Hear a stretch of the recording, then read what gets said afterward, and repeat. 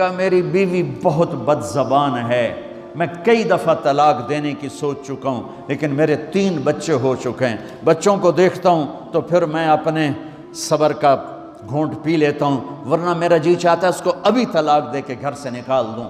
دولت بھی موجود ہے، خوبصورتی بھی موجود ہے، شکل بھی موجود ہے، عزت بھی موجود ہے، سہولت بھی موجود ہے، کیا چیز موجود نہیں؟ ایک خاتون مجھے ملنے آئی، ملانے والے نے مجھ سے کہا کہ اس کا خاوند کھربوں پتی، ارب پتی نہیں، کھرب پتی آدمی ہے، کھرب پتی۔ کھرب پتی پاکستان میں 2 4 10 آدمی ہیں۔ اس خاتون نے آ کر میرے سامنے بولنے سے پہلے ہی رونا شروع کر دیا، ورنہ پہلے کوئی عورت یا مرد آ کے دکھڑا سناتا ہے پھر روتا ہے، وہ روئی پہلے اور بات بعد میں۔ وہ کہنے لگی مولانا صاحب مجھے لوگ بڑا خوش قسمت سمجھتے ہیں کہ میں بہت بڑے مالدار کی بیگم ہوں، لیکن میں لعنت بھیجتی ہوں اس کی دولت پر کہ اس کا رویہ ہی میرے ساتھ اچھا نہیں، تو میں ہیرے کے سیٹ کیا کروں، میں سونے چاندی کے سیٹ کیا کروں، میں یہ کروڑوں روپے کی گاڑی کو کیا کروں جب میرے خاوند کا رویہ ہی میرے ساتھ انسانوں والا نہیں ہے اور اس کے اخلاق اچھے نہیں ہیں۔ میں آگ لگا دوں اس ساری دھن دولت کو، مجھے محبت چاہیے، اخلاق چاہیے، وہ کوئی نہیں اس کے پاس۔ چند دن بعد دوسرا واقعہ سنا، ایک نوجوان بڑا خوبصورت، وہ بھی اسی طرح لیکن اتنا مالدار، کافی مالدار، وہ آ کے میرے پاس بیٹھ کے رونے لگا، مولانا صاحب اب میں کیا کروں، میری زندگی برباد ہو گئی، میرا اتنا عالی شان گھر ہے، اتنی اچھی میری کمائی ہے، آمدنی ہے، لیکن میں کیا کروں۔ یہ اسی کے الفاظ بتانے لگا ہوں، میری بیوی کی زبان 20 فٹ لمبی ہے، میں کہا رکھ دی کتنے 20 فٹ چاہتے، میں کہا وچوں 19 فٹ کٹ دے شاید کچھ کم بن جاوے۔ کہا میری بیوی بہت بد زبان ہے، میں کئی دفعہ طلاق دینے کی سوچ چکا ہوں، لیکن میرے 3 بچے ہو چکے ہیں، بچوں کو دیکھتا ہوں تو پھر میں اپنے صبر کا گھونٹ پی لیتا ہوں، ورنہ میرا جی چاہتا ہے اس کو ابھی طلاق دے کے گھر سے نکال دوں۔ دولت بھی موجود ہے، خوبصورتی بھی موجود ہے، شکل بھی موجود ہے، عزت بھی موجود ہے، سہولت بھی موجود ہے، کیا چیز موجود نہیں؟ اخلاق موجود نہیں، حسن سلوک موجود نہیں، پیار محبت موجود نہیں۔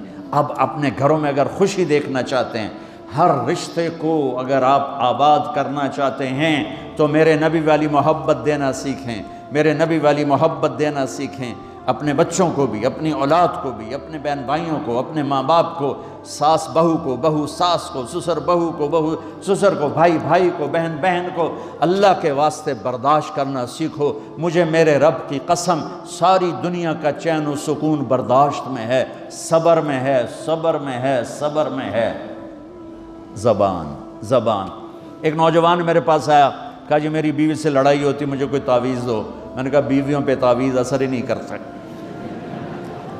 کہنے لگا کیا کروں؟ میں نے کہا ایک عمل بتاتا ہوں، سنت عمل، کہ 1 2 لقمے اپنے ہاتھ سے بیوی کو کھلا دیا کرو۔ وہ کہنے لگا اس سے کیا ہوگا؟ میں نے کہا تو تم دیکھو گے، پھر میں پوچھوں گا تم سے کیا ہوگا۔ میں نے کہا یہ سنت عمل ہے، اس سے محبت بڑھے گی۔ کوئی 8 10 دن گزرے تو اس کا فون ویسے آ گیا حال احوال پوچھنے میرا، تو مجھے اپنی بات یاد آ گئی۔ میں نے کہا میری بات پہ عمل کیا تھا؟ کہنے لگا نہیں۔ میں نے کہا کیوں؟ کہنے لگا شرم آتی۔ میں نے کہا لڑتے ہوئے شرم نہیں آتی؟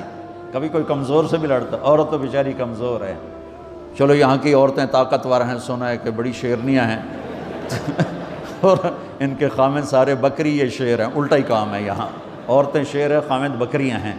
چلو بھائی تم مہربانی کر کے اپنے خامدوں کو عزت دو، اور ان سے کہتا ہوں اپنی بیویوں کو عزت دو، محبت سے رہو۔ تو میں نے کہا بے وقوف، کبھی کمزور کے ساتھ بھی کوئی لڑتا ہے، اس میں تمہیں شرم نہیں آتی؟ اور اس میں شرم آتی ہے سنت۔ میں نے کہا چل کر اور مجھے بتا۔ کوئی 2 گھنٹے بعد اس کا فون آیا، کہا مولانا دوپہر کا کھانا تھا، میں نے اپنی بیوی کے منہ میں لقمہ جو دیا نا تو اس کا منہ وہیں کھلا رہ گیا۔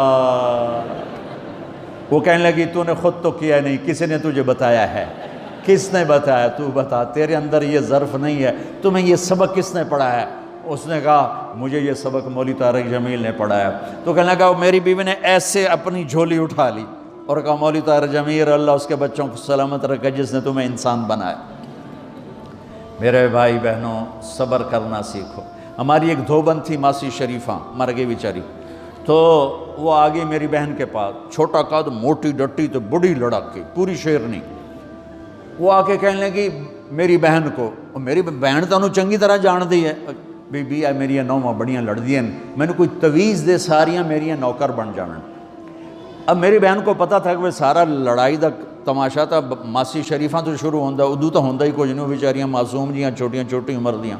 تو میری بہن نے ایک تعویذ بنایا اور اس کو یوں رول کر کے نا اس کو کہا ماسی شریفاں ہن جس لے تیری لڑائی ہوئے نا اس تعویذ تو چک مار کے بہ جانا ہے تے چھڑنا نہیں، جے تو چھڑیا تو مر جانا، انہوں پکا کر کے رکھیں۔ اس نے کیا کیا؟ ماسی شریفوں کو چپ کروایا۔ اب ہمارا دیہاتی ماحول ہے، تعویذوں کی بڑا عقیدت ہے، صحیح تعویذ تو اثر کرتے ہیں لیکن اکثر تو ہیرا پھیری والے بیٹھے ہوئے ہیں سارے ہی، تو اللہ ماشاءاللہ۔ تو 8ویں دن وہ آ گئی، بی بی تو بڑا چنگا تعویذ دیتا، ساری لڑائی ختم ہو گئی۔ کیوں کہ ماسی شریفاں چپ ہو گئی۔ تو میں ان ساری مستورات کو یہ تعویذ دے کے جا رہا ہوں، یہ سب لے لو، یہ مرد بھی لے لو، اور جب کوئی جھگڑا ہو اے یہاں رکھ کے چپ کر کے بیٹھ جانا، آپ کی لڑائیاں ختم ہو جائیں۔ اگر آپ بولتے رہے تو پھر لڑائی ختم نہیں ہوگی۔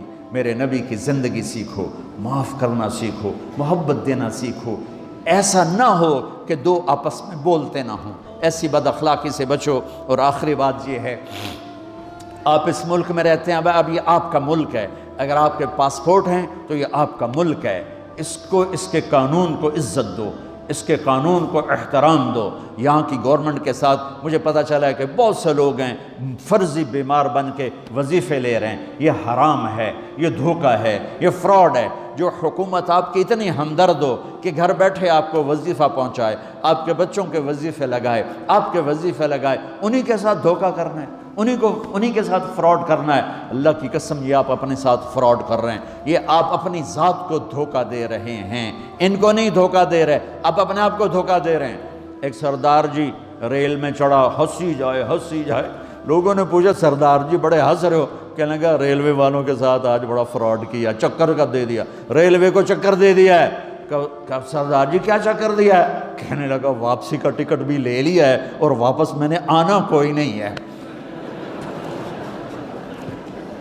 نہ کہ سردار جی اپنے آپ نے چکر دیتا ہے تسی تو جتنی 2 نمبری کرنے والے ہیں یہ اپنے آپ کو چکر دینے والے ہیں۔ اللہ کے واسطے اس حکومت کا نہ ٹیکس چراؤ، نہ ایسی 2 نمبری کرو، نہ یہاں کی بچیوں کو دھوکہ دے کر کاغذ بنانے کے لیے شادیاں کرو۔ جب انگریزوں کی حکومت تھی انڈیا پر تو دلی میں ایک وہ پک پاکٹ رہتا تھا جیب کترا، اس کا چیلا شام کو 2 روپے لے کر آیا تو اس نے اس کو تھپڑ مارا، سارے دن میں 2 روپے۔ تو کہنے لگا استاد آج بڑا مال مارا تھا، ایک گورے کی جیب کاٹی تھی، بہت پیسہ تھا۔ جب میں 4 قدم چلا، سننا ذرا اس زمانے کے چور کا ایمان سننا، کہنے لگا جب میں 4 قدم چلا تو مجھے خیال آیا اگر قیامت کے دن عیسیٰ علیہ السلام نے میرے نبی کو گلہ دے دیا کہ آپ کے امتی نے میرے امتی کی جیب کاٹی تھی تو میرے نبی کو شرمندہ ہونا پڑے گا۔ تو پھر میں نے کہا میری وجہ سے میرا نبی شرمندہ ہو، میں نے جا کر اس کو واپس کر دیا، اے 2 روپے اپنے دے کپ کے لے آندے۔ تو اس نے اس کو 10 روپے انعام دیا کہ یہ 10 روپے تیرا انعام ہے۔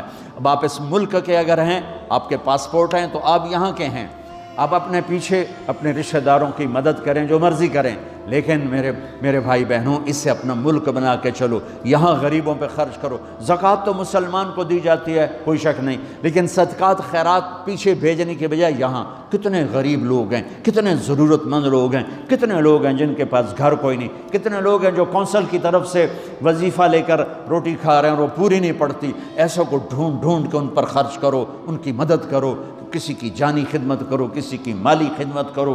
میرے نبی نے فرمایا ہر مسلمان کے لیے ضروری ہے کہ صدقہ دے، ہر مسلمان روزانہ صدقہ دے۔